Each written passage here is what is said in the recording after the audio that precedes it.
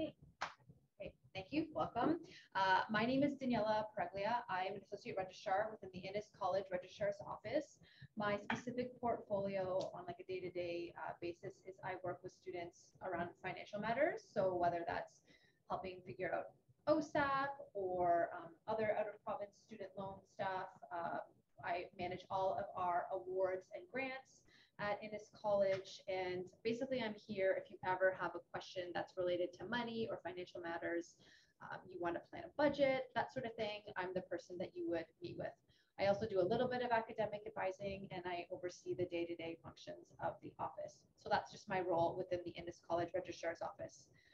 Today, we're here to talk about Rotman Commerce and how to select your courses in July for that. So like I mentioned before, if anyone has any questions, just please raise your hand. If there's any online questions, just let me know and I can answer them as we go, or I can also take questions at the end. So this is today's agenda. We're going to spend a little bit of time talking about Rotman Commerce, go over the required courses. We're going to talk about some ways that you can choose your electives. We're going to review the Rotman Commerce Guarantee and go over program enrollment, which is something that happens at the end of your first year. We're going to look at the timetable. So there's a new timetable tool that is just launched very recently, and we're going to spend a little bit of time looking at that together. We're going to plan for enrollment. We're going to go over how to actually enroll in courses on Acorn. And then finally, we're going to go over some resources that are available to you specifically within the Commerce program and then also within the wider Arts and Science faculty. Just a quick question. Have you guys logged into Acorn yet? The people who are in the room? You have? Yeah? Okay.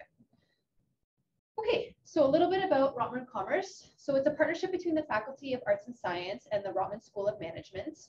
If you're admitted to the Rotman Commerce stream, as you guys have been, you're guaranteed a spot in one of the specialist programs as long as you meet the minimum grade requirements in the first year. Once you're in the Commerce program, you have near exclusive access to the Commerce courses, which is great, which means you're not competing with students for space from outside of the Commerce faculty. And the other great benefit is that you're able to enjoy the other options that are available to other arts and science students, which is, literally like thousands of courses and even other programs. So some of you may decide that you want to do a program from outside of Commerce to complement your Commerce degree. So these are the three program streams available to you within the Commerce program. So there's three specialists, a specialist in accounting and finance and economics and management. There's also focuses. They're not quite as intensive as a minor, but you may decide that, there's a group of courses that you're really interested in taking, and that will allow you to complete a focus, which would be listed on your transcript if you complete it. So the management specialist specifically can choose from a variety of focuses. You can see here, marketing, finance and leadership, strategy and innovation, etc. And then all three specialist programs can also decide to do a focus in data science in business.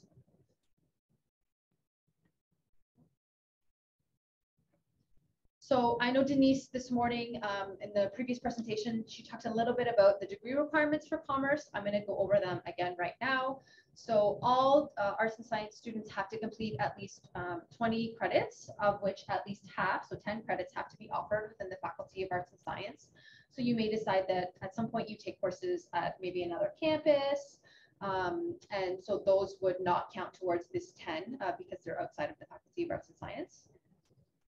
All students have to complete at least 13 FCEs at the 200 level, of which at least 6 have to be at the 300 level, of which at least 1 has to be at the 400 level. So basically what this means is you need to complete your degree with increasing levels of difficulty in courses. So, you take your 100 level courses, and then beyond that, you're building along the foundational knowledge that you start with in first year.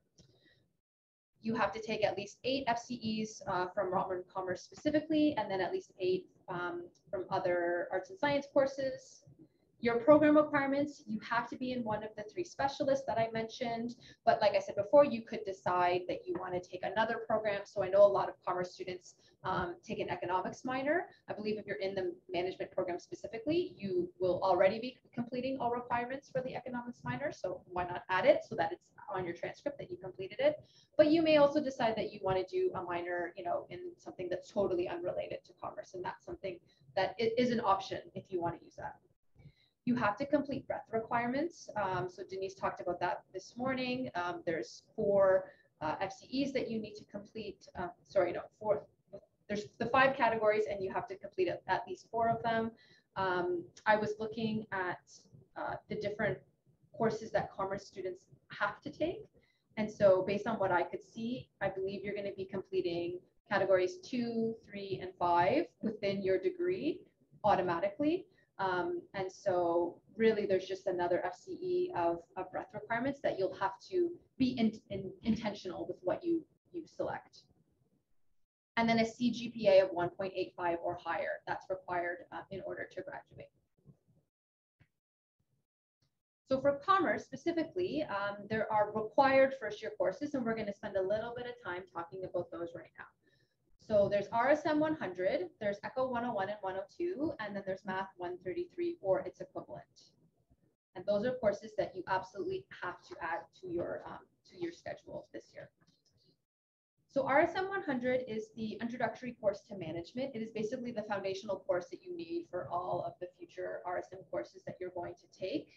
And for this course, you are going to take it in the fall term, and you have to obtain a mark of at least a 67% in order to meet the Rotman guarantee. You have to take economics. So you're going to be enrolling in ECHO 101 in the fall and ECHO 102 in the winter. These are introductory courses to economics, and you're going to be looking at your learning microeconomics and macroeconomics. So 101 is micro and 102 is macro. You have to obtain a mark of at least 63% in these 2 courses, and it's just important to note that it's not an average, it's a 63 within each course. And something important to note is that ECHO 101 is a prereq of 102. So let's just say you're not successful in the fall term in getting the required mark in ECHO 101. You could then take ECHO 101 in the winter, so you would have to change your schedule.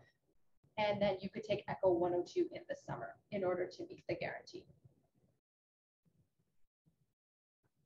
And finally, you need to take Math 133 or one of its equivalents. So this is the calculus and linear algebra course. You have to attain a mark of at least 63%. This course is going to give you the foundation that you need for 200 level ECHO courses and more. There are some alternatives that you could choose to take. I would say that most commerce students are sticking with Math 133.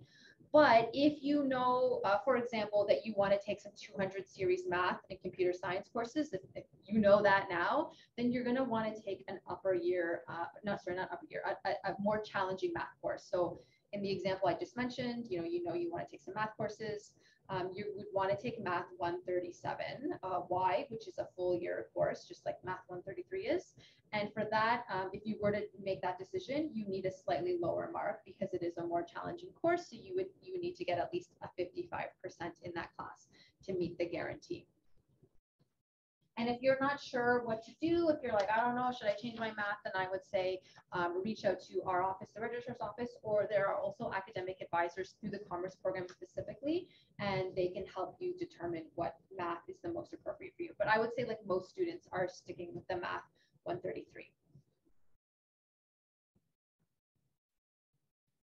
Okay, so there are also some recommended first year courses that commerce strongly encourages you to take.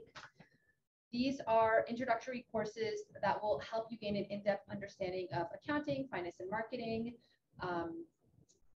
which will help you assist in making your specialist selection at the end of your first year. So there's RSM 219, Introduction to Financial Accounting, RSM 230, Financial Markets, and RSM 250, Principles of Marketing. They're not required to take in first year, but like I said, it's strongly encouraged that you do take them in first year. If you don't, then you're going to have to take them in the summer or possibly in second year. The whole point of taking them in your first year is so that you will have more knowledge about the program, and that'll help you pick what specialist you're enrolling in at the end of your first year.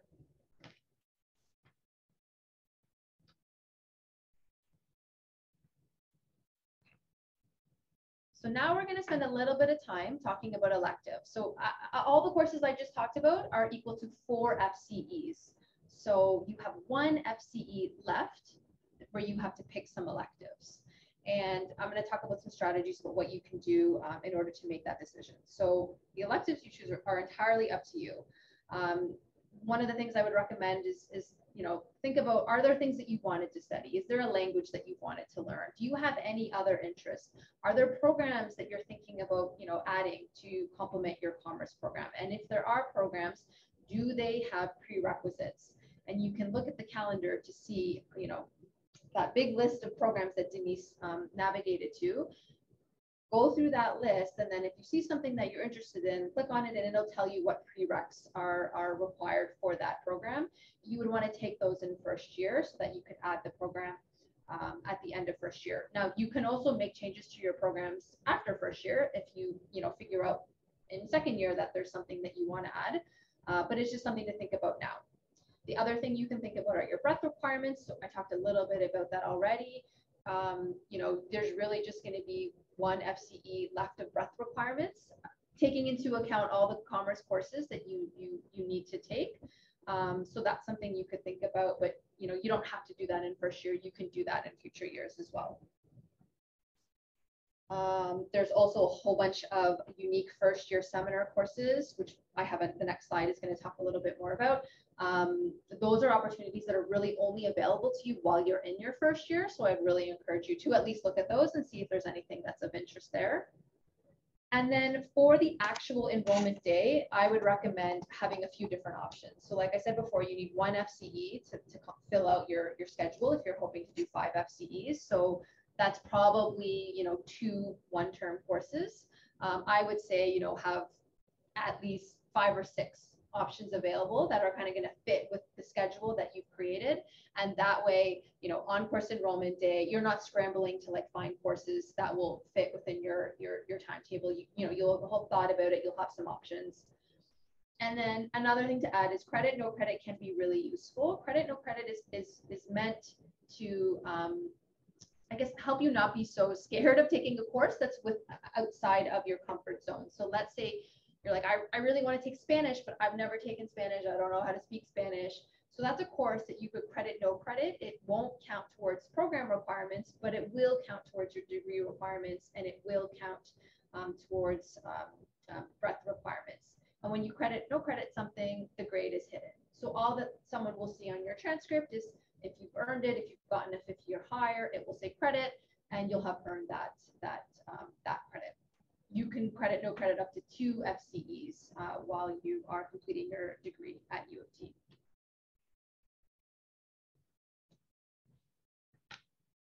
So the special first year opportunities that I want to spend a little bit of time on.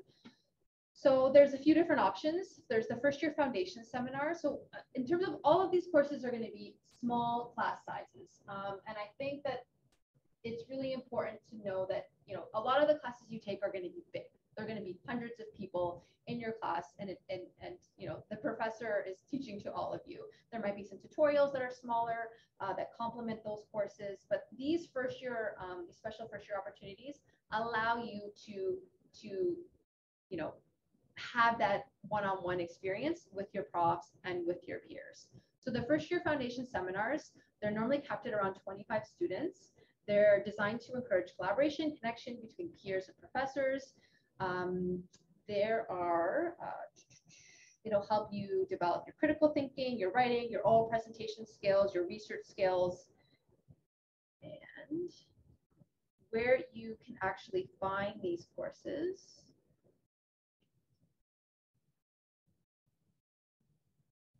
Sorry.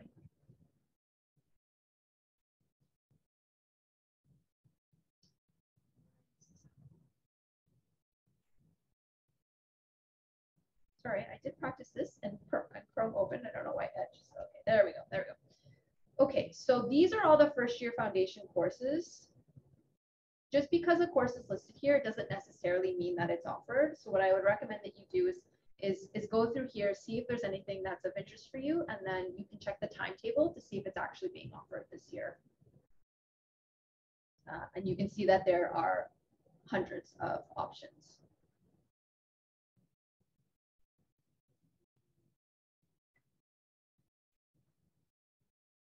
There's also the first year foundation ones courses. So these are going to be somewhat similar because they are small class sizes, but they also offer some sort of experiential learning. So maybe there's field trips attached, maybe there are guest lecturers, but in other ways they're going to be similar to the first year foundation seminars. FLIC. So FLIC is a first year learning community program. All first year commerce students are automatically enrolled into FLIC. It will appear on your timetable as RSM 099Y1. It's not a course. It's not for credit. It's a co-curricular program. There's no homework. There's no pressure. Basically, I'll call it a course. It's not a course. This program is meant to help you develop skills and make connections. So I think, especially if you're not living in the residence, you're commuting onto campus, I think sometimes it can feel a little bit daunting to make friends in class. People are focused on like doing the class. So the FLIC is going to be a great way where you can meet students outside of class and build those connections. It's not for credit, but you will receive a notation on your academic record when you complete it. And I used to be involved in FLIC as a staff member, and they would do like fun activities. They would, it's meant to help you build skills that will complement the classroom. But there's no homework, there's no tests. It's just really meant to be a fun thing. Okay, so the first year foundation seminars at Innis. So there were 13 seminars offered at Innis last year. They're taught by professors who are passionate about the subject. They are, 25 students or less. The nice things about the ones at Innis specifically is that there are priority enrollment to Innis, first year Innis students. So as an Innis student, if there's a course that you want to take within these 13, then you have first like kick at the can basically, where you can register before students at other colleges can register. It'll give you a chance to get to know your peers at Innis, so meet some students who are maybe from outside the commerce program. And it also helps you get to know our learning strategist Megan and our librarian Kate. They're both super wonderful people, and they're here to help you learn, right? So I always tell students, you pay for a lot of these services that the university offers through your fees, your incidental fees. So like take advantage, right? And the worst thing that happens is you've just spent some time that you don't get back. And the best thing is that you've learned something, or you've made a connection with someone that can serve you throughout all 4 years at U of T. Yeah, what's your question? I just wanted to confirm these first year foundation seminars, are they counted as half credit? Okay, so the question is, are these first year foundation seminar courses counted as a half credit or a full credit? So it depends on the course. I'm pretty sure I wanted to show the page anyway, so let's just look at these courses. So this is the page. It's at Innis, the Innis College website. If you click here, you can actually see the offerings, and I believe these are the ones that are being offered this year. So yeah, so it looks like they're all a half credit. Yeah, so they're like one term. So they would either be in the fall or be in the winter term. And you have one FCE of electives that you could take. So you can look here and see like, are there things that are of interest? And then you can click and you can learn a little bit more about the professor. And they normally have these fun little get to know me professor editions that the professors themselves have completed. Thank you. Yeah, you're welcome. Okay. So the Commerce Guarantee, you have to meet your requirements within 1 calendar year. So that means between September 2022 and August 2023. That's the time span that you have to meet the guarantee. In order to meet the guarantee, you have to have a 67% or higher in RSM 100. You need to have a 63 in each of ECHO 101 and 102, and then at least a 63% in Math 133, or possibly a slightly lower mark if you're taking one of the other alternate maths. The other thing you have to do is accumulate a minimum of 4.0 credits. So once you've completed 4.0 credits, you're considered a second-year student. So you do need to make sure that you have the right number of credits. If you fail to meet any of these requirements, then you do lose your guaranteed admission status. You can repeat a course one time only, and it would be extra because if you've already passed it once. So let's just say in the fall term, you take ECHO 101 and you get a 60. So you need to repeat it again. You're allowed to repeat it once.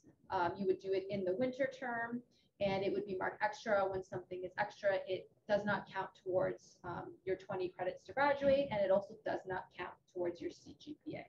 If you ever find yourself in that scenario, then I would say contact one of the academic advisors at Commerce, and they can talk a little bit more about those implications. And of course, our office is also available to talk if you ever have questions about that. Yeah, sure. Is it one-time repeat for each course or just once overall? So the question is it one-time repeat for each course or once overall? And it would be for each course. Yeah. Yeah. So I had a question about earlier with the recommended first year courses. I read somewhere that they are required, and so if you don't do them your first year, you would have to take them the next or at some point.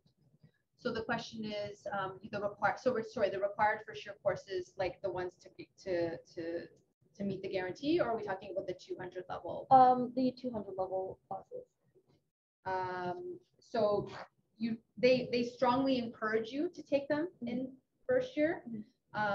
If you don't take them in first year, you would still have to take them in either in the summer or in second year. All right, thank you. Yeah.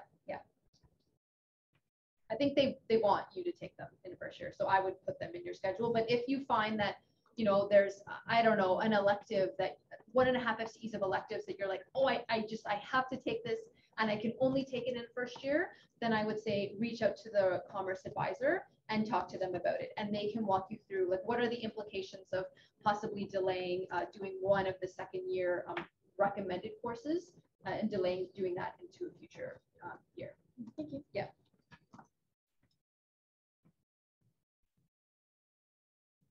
Okay, so you're at the end of, or near the end of your first year, around March 2023. That is when you're going to apply to the specialist of your choice by submitting a request on Acorn within the programs page. After you've completed your guarantee requirements, you will be invited, and then you will be able to accept your invitation on Acorn in June 2023. So I just have some definitions here. U of T has lots of terms that sometimes it's like, what exactly does that mean? So I'm just going to go over these ones. So if you have been invited to a program, you've been offered admission, and you can move on to the next step, which would be accepting the offer. If it says requested, then your program request is still being processed. You wait and check back again. And if it says refused, it means you've been denied admission to the program, and I would say contact Commerce to talk about next steps. So here is a breakdown of a course code, just going over what each of these things means. I know Denise talked about this already, but I'm going to review it again. So in this case, I'm using Math 133, which is the recommended calculus for commerce students. So the first three letters is the designator representing the program or department. I would say, generally speaking, it's fairly intuitive. So MAT is math, ENG is English, BIO is biology, etc. So that just lets you know who's offering the course. The number, the following three-digit number is the course's identifying digits and level. So 1 is first year, 2 is second year, etc. The next, hold on. So here, this letter right here, this will either be a Y or an H. So if it's a Y, it's a full credit course, which means it spans the whole session. So fall and winter, it means it would go from September all the way through until April. If it's an H, it's a half credit. So it would either be just in the fall or just in the winter. This number here is the campus number. So most of the courses you take, I think especially within commerce, it's going to be a 1. You're going to be on the St. George campus. But if you were doing a course at UTSC or UTM or possibly off campus, then the number will change. And then this is the term. So this is what tells you when the course is happening. So in this case, it's a Y course. It's happening the whole year. It could say F, which would mean it happens in the fall. And it could say S, which means it happens in the winter term. Yeah, go ahead. If there's a course that is, say, for example, a 100 level course, does that mean we're not allowed to take it from year 2 onwards? So the question is, if if it's a 100 level course, am I not permitted to take it after first year? So generally speaking, you can take 100 level courses in upper years. I think the main exceptions to that would be those special courses that we talked about, the seminars and the ones. Those are restricted to like newly admitted first year students only. Those course codes are normally 195 to 199. So if you see a course with those numbers and you think like, oh, maybe I'll delay taking it and I'll take it next year. No, you should take it this year because you won't be able to take it in future years. But if there's, sorry, go ahead. Oh, finish. There's just another. Oh, another question. Okay. But most other courses you could take in your second year. Yeah. Thank you. So someone asked, during high school, I took higher level economics in the IB program. Mm-hmm. If I get a final grade of 6 or higher, am I allowed to transfer those credits and skip Eco 101 and 102? That's a good question. And I would say email us. Email registrar.innis@utoronto.ca so we can look more into that. Denise, my colleague Denise would know the answer to this because she works specifically with first year students and newly admitted students. So she, I'm sure, knows the answer off the top of my head, but I am not certain. So I would say email us and we can get back to you.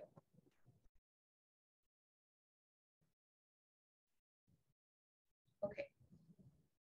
So the academic year is divided up into 2 semesters. Some of your courses will span both semesters, while others will be single semester courses that you'll take either in the fall or in the winter. Each semester includes 12 weeks of classes that are immediately followed by a formal examination period, which normally lasts about 2 weeks. There's a week-long reading break in November and then another one in February. You can also opt to take courses in the summer months, so from like May to August. Summer courses are generally more intensive and involve significantly more class time per week because it's so condensed. So that's something you don't have to worry about right now. I just know that it is an option to you. So you can see here, so from September to December, January to April, so there are some courses that are going to span the whole year. So like Math 133, it's the whole year. And as I've talked about already, ECHO 101 and ECHO 102 are one-term courses. So they would be September to December and then January to April. So now we're getting into the timetable specifically. I am going to pull up the timetable and we're going to spend a little bit of time together looking at that. I wanted to highlight this legend, which is available from the timetable tool. These are enrollment controls. And each course that you look at the timetable will have some sort of, or may have some sort of enrollment control. So what they mean, I think that the 3 that you guys will come across most frequently, especially as a first year student, would be the P, the E, and the R1. So P means that some students are given priority access until a specific date. And normally, for commerce students, I think especially with your breadth, like let's say you want to take a course that's totally outside of commerce, depending on what it is, because you're in the commerce specific stream, you may not be able to add that course until priority lifts. And we can look at the timetable to see exactly what that looks like. And there's a certain day where priority lifts, and then you could add that course. It's near the end of July. E means that you have to enroll at the department. So there's normally specific instructions within the timetable for that course that tells you who to contact in order to enroll in the course. And then R1 means restricted. It means it's restricted at all times for specific students. So there are a few courses as commerce students that are restricted for you only. These courses are meant just for you, which is nice because then you're not competing with other arts and science students to get into those courses. Another question? Yeah, sure.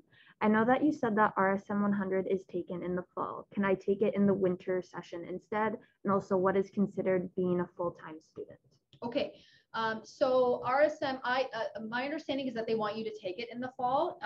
There is a section, so there's, I think, something like 900 spaces in RSM 100, just based on what I saw on the timetable in the fall. And then there's only 100 spaces in the winter. I believe that winter course is held for students in case they don't meet the guarantee in the fall term. So I would say, that you should really add it in the fall. If for some reason you feel really strongly you want to take it in the winter, I would say talk to Commerce specifically to talk about whether they recommend. I'm guessing they probably don't recommend that, but talk to them because it's their course, and they'll be able to give you the best advice. In terms of being a full-time student, so at U of T, the fall winter session is linked.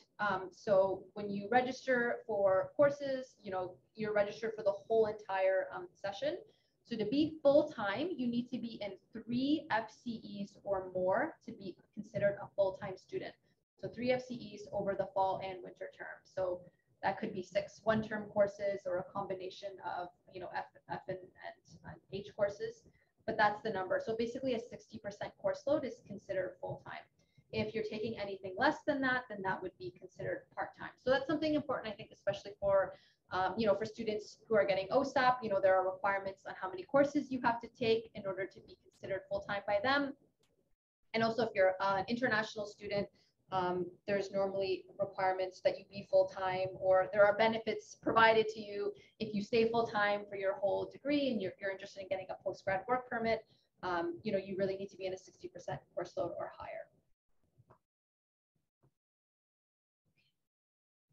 Okay, the other thing that's within the timetable, the other legend piece that I want to highlight is the delivery method. So there are really 2 ways that you can take courses at U of T. Online, which is, I would say, the majority of the courses that you're going to be taking. In person. So the majority of courses you're going to be taking are going to be in person. So that means you come to class, at whatever scheduled time every week. Your assessments are most likely going to be mostly in person. And then you could also take courses online, which is exactly like what it sounds like, it's online. And within that bucket, there are synchronous and asynchronous options. So if you're taking an online synchronous course, that means just like you would attend a lecture section in person at a specific time, you're going to be attending that lecture section, you're going to be online at a specific time every week. If it's asynchronous, that means it's online, but there isn't specific attendance at a specific time. So, I imagine that there's going to be, videos posted and slides posted, and you kind of do the course somewhat at your own pace. Now, there may be assessments that you have to do at a certain time that you have to plan for, or assignment due dates that you have to plan for. But basically, the actual learning is done asynchronously. And within the synchronous and the asynchronous, buckets, there could be in-person assessments. So even though you're doing the course online, you could be required to come on site to, it's probably a final exam that you would be doing in person, or there may be some other component that you have to come in person to complete. And the timetable is very clear about what you're enrolling in. So that's just something to pay attention to as you're building your timetable. Is there any questions about that?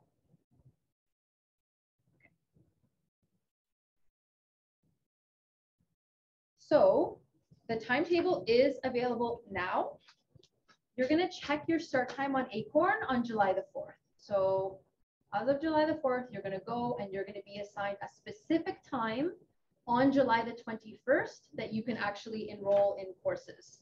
It's really important that whatever that time is, whatever it's 9 a.m., it's 12 on the 21st, I would strongly encourage you to do everything possible to be at a computer, or I guess you could possibly do it on your phone, and to be able to enroll in courses at that time. If for some reason you can't, then there's a possibility that whenever you are able to go and log in and add your courses, that some things might have filled up, especially for courses outside of your commerce program. So just really important to be ready to go for July the 21st for enrollment. So now I'm going to go to the timetable. Okay, so this is what the timetable builder looks like. This is actually a new tool. So yeah, this was like new to me. Spent some time clicking around and seeing how exactly it works. And we're going to spend a little bit of time together right now just looking at it. So this session field is automatically going to be populated with fall, winter, and fall-winter courses. So just leave this as it is. Don't change that. And then for the faculty, you're going to be picking the Faculty of Arts and Science. And then what I think is the easiest thing to do is start by just looking at your required courses.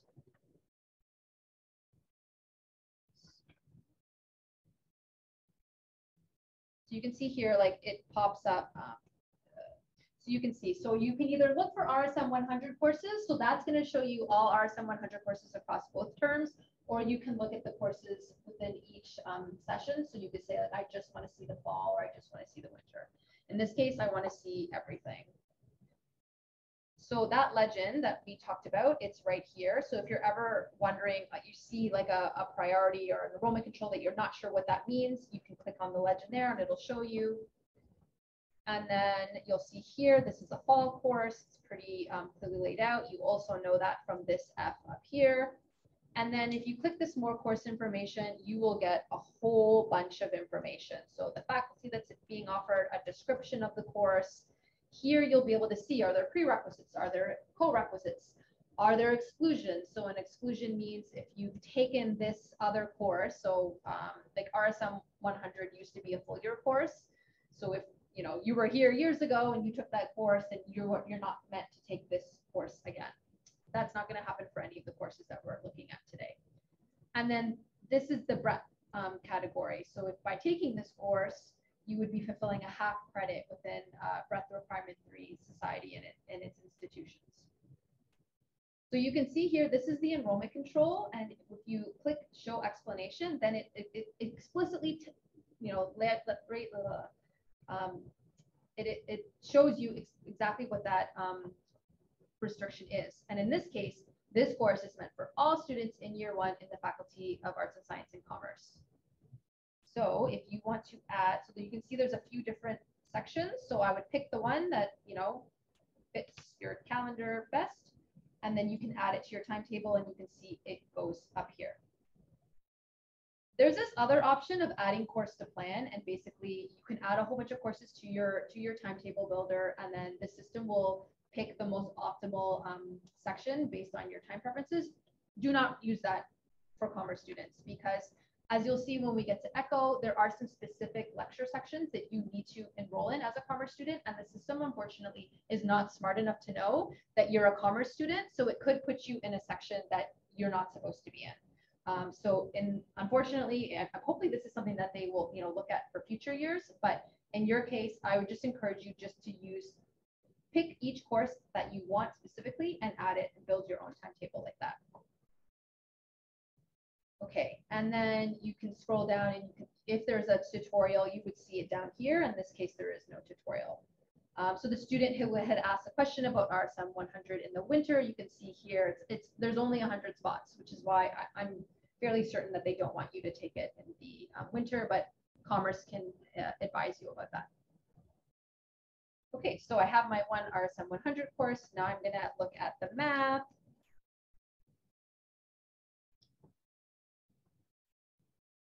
Search, and then you'll see there's just the one class. So there's some information about the delivery instructions. So there are lectures and there are tutorials, and the system actually tells you if you're in this specific lecture, then you have to enroll in these tutorials. So you can click here, you get more information. A prereq is that you have calculus. If you're in, you got into the commerce program, you have the calculus already.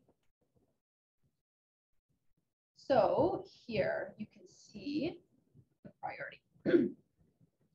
So in this case, for this lecture section, as a commerce student, you have priority to this specific lecture section. So in this case, I would just make sure whatever one you pick is one that has a priority for commerce students, and I would pick the one that works with your schedule best. So I'm just going to pick the first one. And this is a course that spans the whole year. So it's from September all the way through to April. And if you scroll down far enough, here you can see this is where the tutorials start. And the nice thing about this tool is it is smart enough to know, based on what lecture section you picked, which tutorial is the one you're supposed to pick. So this is grayed out. It's not available for you because of the lecture section that you picked. So just make sure you pick one. I mean, you'll only be able to pick one that within the tool that matches your lecture section. So I'm just going to pick the first one. And then the last thing I'm going to look at is the ECHO. So you have to take ECHO 101 in the fall because you need it as a prereq for the winter 102.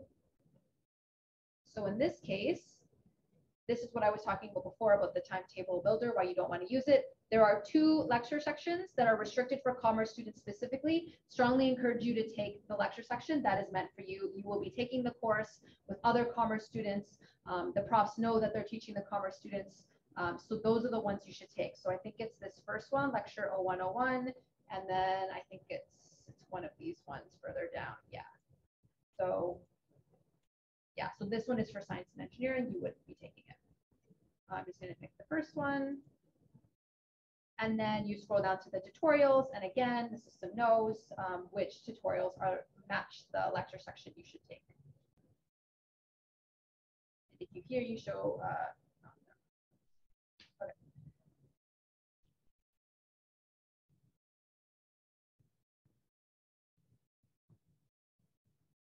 And then Echo 102. So this is the one in the fall. So you don't want to take that one. You want to make sure you take Echo 102 in the winter. And then again, there's a couple of lecture sections that are for commerce students specifically. And then just make sure you add the tutorial. So I'm not going to go through and do everything, but just to show you what it looks like. So now we've made this this timetable. So you can see what it looks like in the fall. You can see what it looks like in the winter here. And the nice feature is that you can export it as a PDF, or you can also get a shareable link. I encourage you to, at the very least, get the shareable link because that will allow you to go back and change your timetable in the future. The other important thing to note is that this is you haven't enrolled in anything. You've just made a timetable. This is what you would use when you're actually going into Acorn and adding courses. Any questions about that? Hopefully relatively straightforward. And I think once you are like actually using it, it'll make more sense. And if you have questions, you can always reach out to us and we can help. Sure. When we're adding courses on this tool, if there are 2 classes that their times clash, will it still appear on the timetable? Yeah, that's a good question. So the question is about conflicting courses and will it show up on the timetable? So if you were to pick a course that is at the same time as something you've already picked, the system does tell you the little notification in red comes up and it says this conflicts with this. I do talk about this later in the presentation, but I'll mention it now. When you're enrolling courses on Acorn, it will warn you if you're going to be in a conflict, but it will not stop you. So we do not recommend that you put yourself in conflicting courses because what happens is, say there's a test at the same time, neither prof is required to give you consideration because you've knowingly put yourself in a conflicted in a time conflict. So that would mean possibly like missing a test for one of those courses. So yeah, the system will warn you, but it will not stop you. So basically, don't do that. Yeah. So here are some important dates. So on July the 4th is when you can check your start time on Acorn, and your start time will be sometime on July the 21st. You will be able to enroll in up to 5 FCEs on that date. On July the 29th, that's when priority period ends. So that means, if there's a course outside of commerce that you really want to take and you don't have the priority for it because you don't meet that enrollment control, you'll be able to add it on the 29th. On the 29th, you can also add up to an extra 1 FCE. So if for some reason, you wanted to take 6 and 6 courses, which we would not recommend, or maybe you're not sure, you're debating between taking 2 courses, you could always enroll in both and then go to the first week of class and get the syllabus and then make a decision and drop one of them. That, some students do that. So July the 29th is when you can add an extra FCE. August the 31st is the deadline to pay or defer your fees. September the 8th is the first day of classes, and September the 21st is the last day that you can make changes to F or Y classes.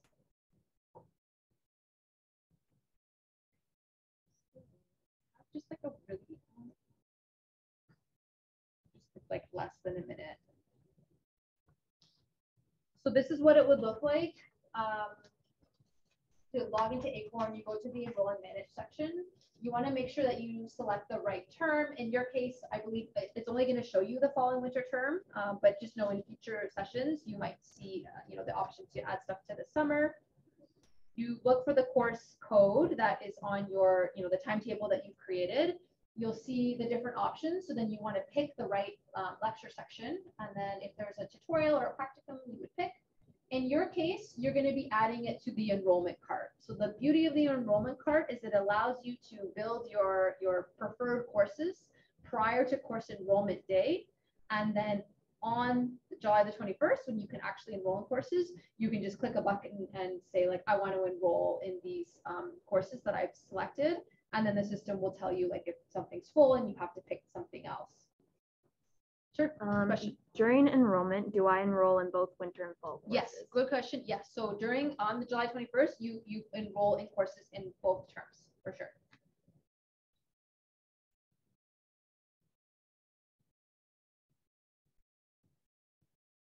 Okay, so courses are offered at different times as indicated by the lecture section code. So like lecture 0101 is going to be at one time, lecture 0201 is going to be at a different time. Some courses also have tutorials or practical components. They always appear right below the lecture section in the timetable and will also appear on Acorn, just like that example that we just watched. So it's really important that if a course has a tutorial or practical, that you enroll in it. You need to be in the lecture and then the tutorial component. As we just talked about, don't put yourself in a timetable conflict for all the reasons that I laid out. Another just little weird, I thought it was a weird fact here at U of T is daytime classes start 10 minutes past the hour. So if there's a class at 12, it actually starts at 12:10. It's the time that you need to get from one place to another. And then evening classes after 5 start on the hour. So I have this very big, a little bit blurry because it's, there's so much information on it, map of the U of T campus laid out here, just to kind of give you a sense of how things are laid out. Now, as commerce students, I would say most of your classes are going to be happening probably in and around here. So right now we're in this building right here, this WD, that's Woodsworth. Innis College is right here. This is where we started.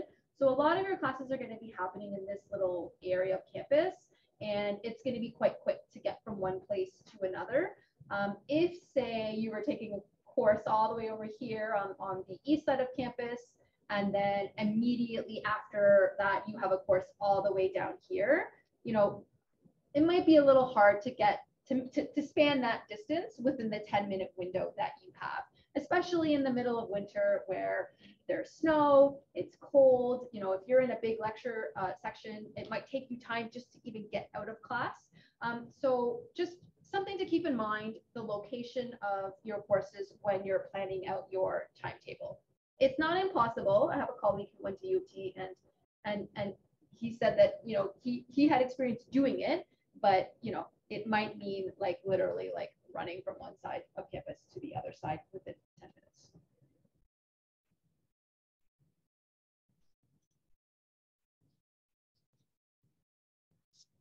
So waitlist, it could end up where you can't get into the course that you wanted, and you really want that particular course, so you can waitlist it. And a waitlist is exactly like what it sounds like. It's a lineup for a course.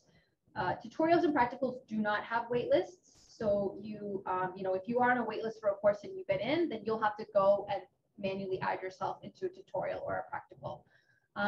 When spaces become free, then you're added automatically and the line moves up. So say you're number 5 on the wait list and the first couple people get into the course, then you might be number 3 on the wait list and you're a little bit closer to getting in.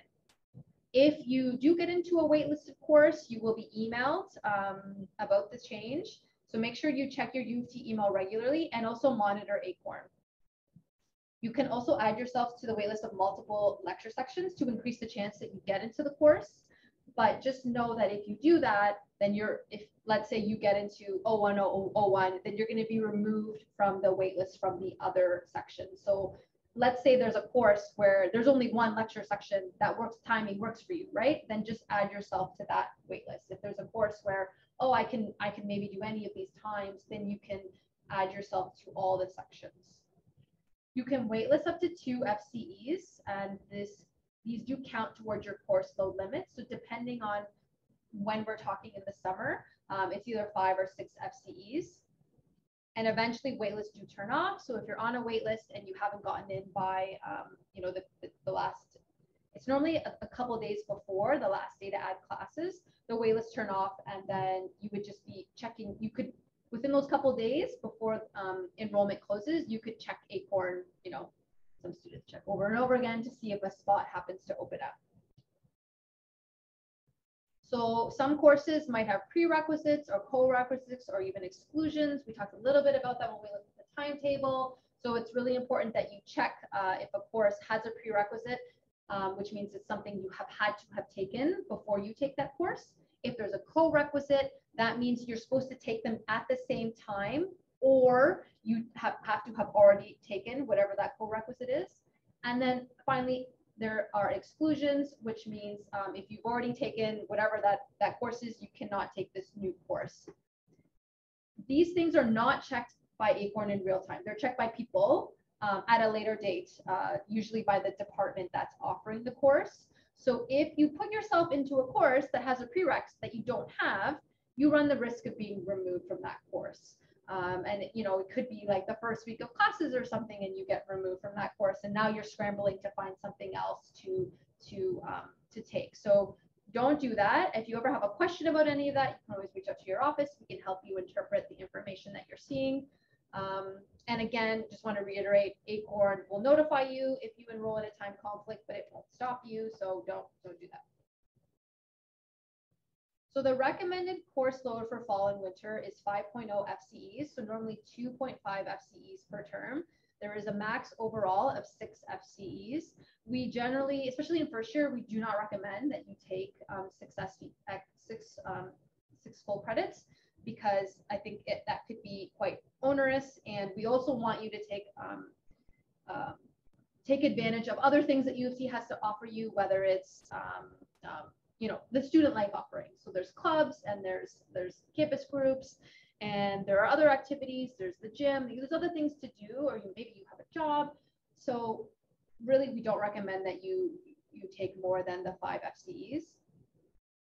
And then the other thing to just note is the max weight of courses in a term is usually 6. So, you know, you wouldn't take 3 courses in the fall and 7 courses in the winter. You really want to, generally speaking, do 5 and 5, or, you know, maybe you're like, oh, this is within the first week of school, you're like, this is too much. Maybe you do 4 and 4, you know, you want it to be relatively balanced.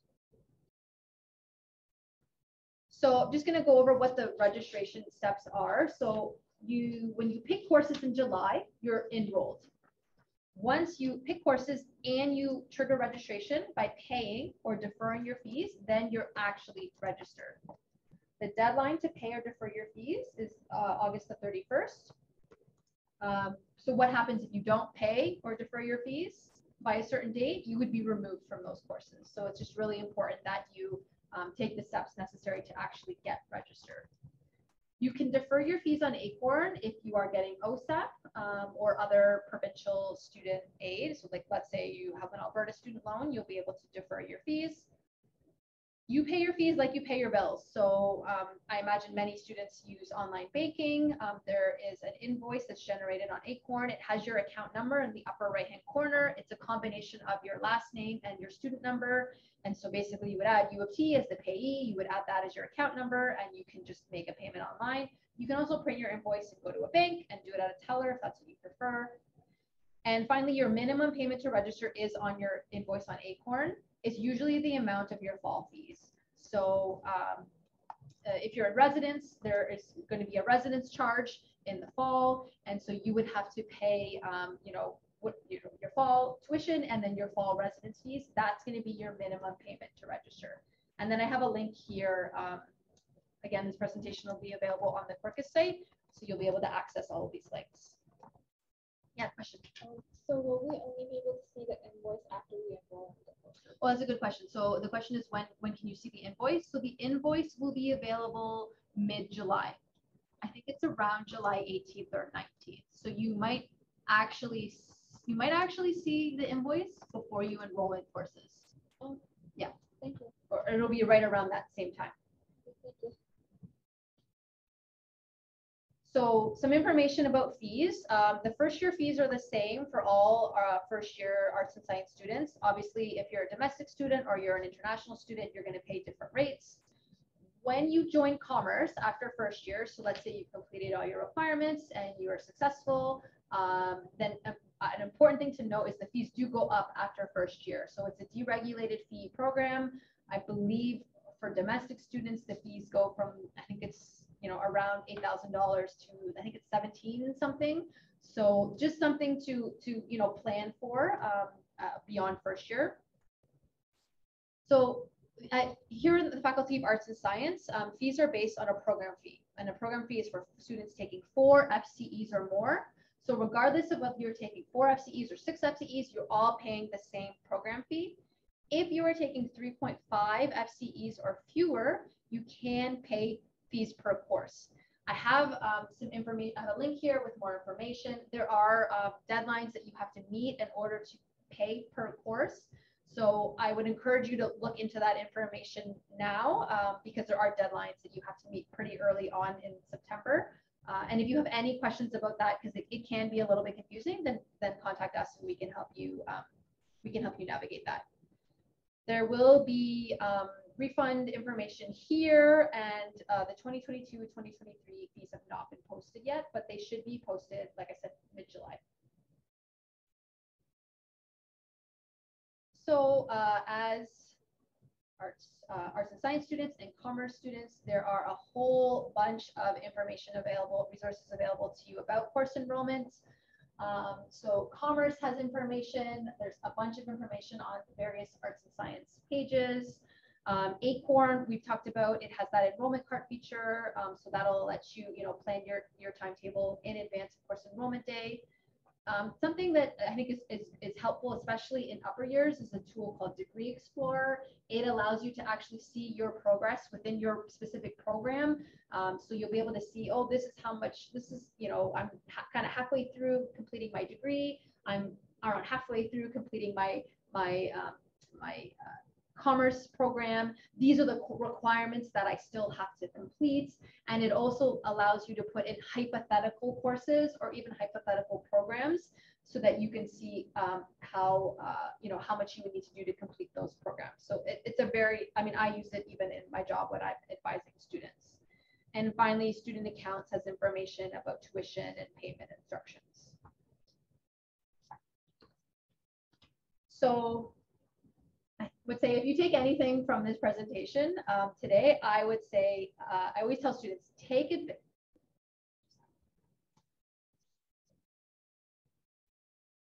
Sorry, my screen went black. Okay. Take advantage of all the resources that U of T has, that U of T offers you. Sometimes I see students in upper years who are actually asking me, like, how do I make a friend? I feel like I don't have very many friends. What can I do to do that? And I always tell students, there's so much opportunity out there, but you have to take advantage of it. So like utilize your FLIT community. There are tons of student life and student groups here at U of T. So there's some commerce specific ones. There's, last I checked, there were 30. They're run by student executives.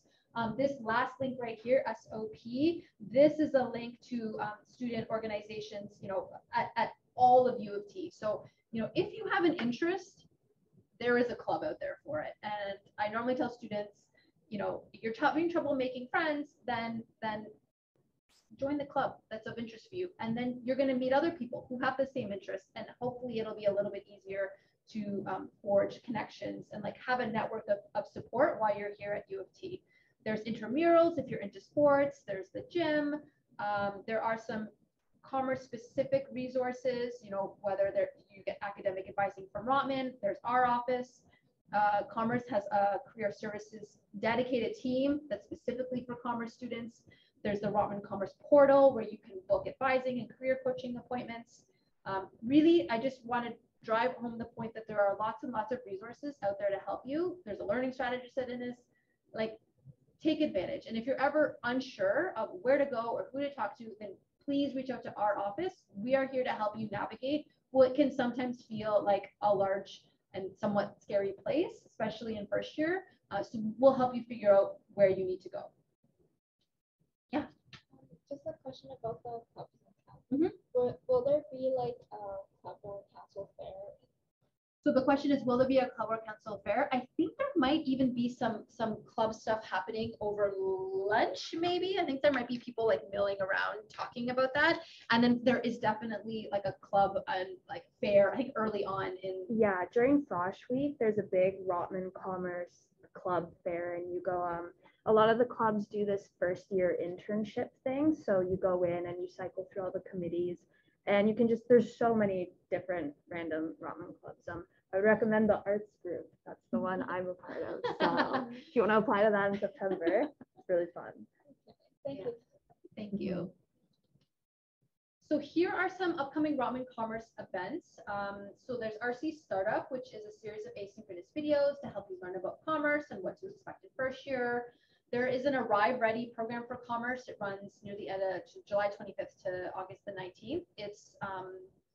It's basically the Rotman Commerce version of Arrive Ready for economics. So if you feel like you need a little bit of extra, learning around economics, that's something that you can do in the summer. It's free, you don't have to pay anything, but you do need to register. And then Commerce is also offering some academic advising Q&A sessions. So it's every Monday in July and August on Zoom. The link here has information about registering and all the different sessions. The one I wanted to highlight is the one on July the 4th. So that's ready for Rotman Commerce course selection. It's probably going to be somewhat similar to what we just did today, but you're going to be getting it from Commerce specifically. So I would encourage you to attend that one. And then there's also going to be other themed Q&As about campus resources, international study opportunities, how to get ready for the FLIC. And really, they're there to answer any sort of questions you have related to, being a first-year student at Commerce. So again, just driving home the point, there are lots and lots of resources. Please take advantage of them. If there's nothing that breaks my heart more than like I see a fourth-year student and they're like, I didn't know about all these things that I could have taken advantage of. Okay, so again, try stuff in your first year, figure out what works for you. You might do a club and you're like, I don't want to do this anymore. And then you can do something different in upper years. So that's it. I feel like maybe we're done, maybe a little bit early, but I'm right on time. Does anyone have any questions? Any more questions? Comments? If not, we'll go to lunch. And if you do think of something, the registrar's office is going to be kind of milling around during lunchtime.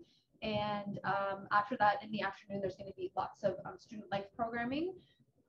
And if you think of a question after that, you can always email us. Okay, so the registrar is in it. Yeah, sure, go ahead. If I want to take an elective that requires like a separate application, do I enroll in it first and then do the application process? So the question is, if a student wants to enroll in a course that requires a separate application, like what does the process look like? So like, for example, the ONES programs, some of those require an application. And so you would, I believe the way it works is you apply first. And then I think they put you in the course, but there should be information online about what that process looks like. And if you ever can't find what it is you're looking for, just email us and we can send you the link. But I think if you Google like U of T ONES program, it'll be there. I think the link is also in my presentation. So like I said, it will be posted on Quarkus this week, and then you can go through and you can access it from there. But I think the deadlines for some of those ONE programs are coming up, if some haven't already passed. So for sure, take a look at that now. Yeah. Thank you. Anything else?